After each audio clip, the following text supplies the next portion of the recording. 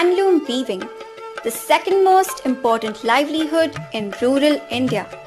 Let us see the socio-cultural factors, the history, the inventions, the communities, and the problems faced by the Indian weavers.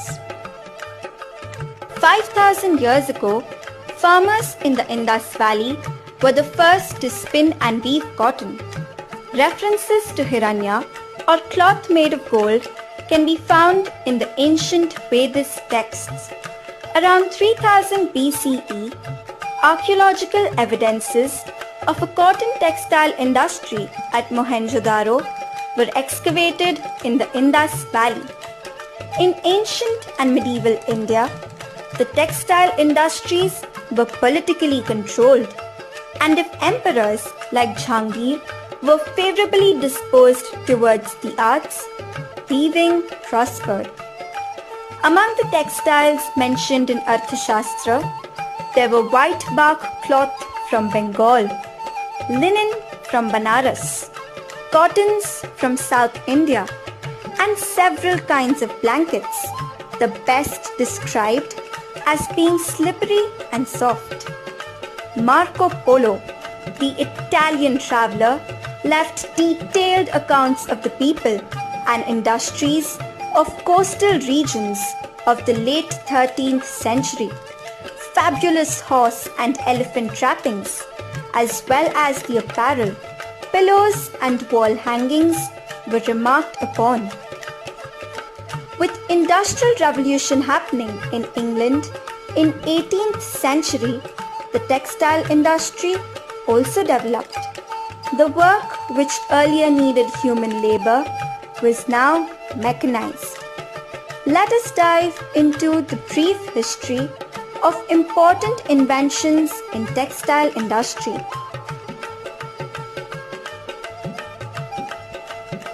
In the year 1733, flying shuttle invented by John Kay improved the looms and enabled weavers to weave fast. In 1764, spinning jenny was invented by James Hargreaves. It was the first machine to improve the spinning wheel. In the year 1769, Arkwright patented the water frame, which ran on hydro energy. Crompton invented the spinning mule in 1779. In 1785, Cartwright patented the power loom. It was improved by William Horrocks in 1813.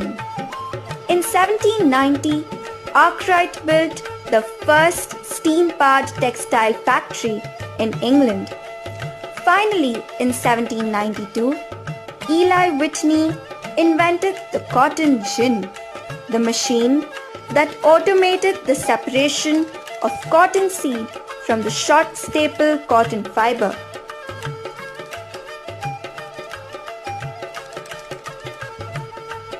Now let's take a look at weaver communities of India.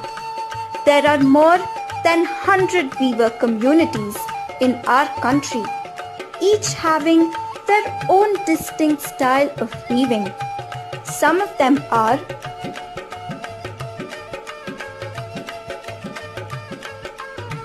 the Julaha community is spread through northern India, the regions of Punjab, Haryana and Delhi, parts of Rajasthan and Maharashtra. Most people of this community are followers of Saint Kabir. Ansaris are found in northern and western India. This community of weavers is mostly Urdu speaking. The weavers from Rajasthan, Gujarat and Maharashtra work on the golden and silver zari work, prominent in Indian wear like saris and other ethnic outfits. They also excel in making the Banarasi brocade. Kani weavers are from Jammu and Kashmir. Kani weaving requires immense skill and patience, as the weavers create intricate patterns using meticulous coded motifs drawn by master craftsmen. Traditionally, women were not associated with Kani weaving. However, after the introduction of mechanized looms, both young boys and girls have been employed to weave. Weavers need to be mathematically gifted, as Kani weaving follows an arithmetic graph.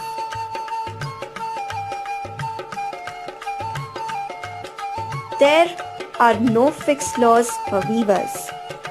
The powerloom clothes are cheaper than those made using handlooms. Weavers are dependent on costly imported raw material. Wages are very low, so they cannot fulfill their basic needs, and hence they eventually have to leave the job of weaving and take up a different one. Due to this, the number of weavers in India is rapidly decreasing.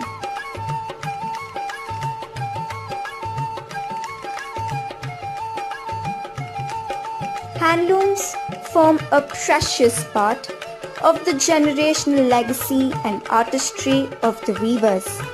Tradition of weaving by hand is a part of our country's culture. Weavers, with their skillful blending of myths, faiths, symbols and imagery, provide their fabric an appealing dynamism. The strength of handlooms lies in these innovative designs.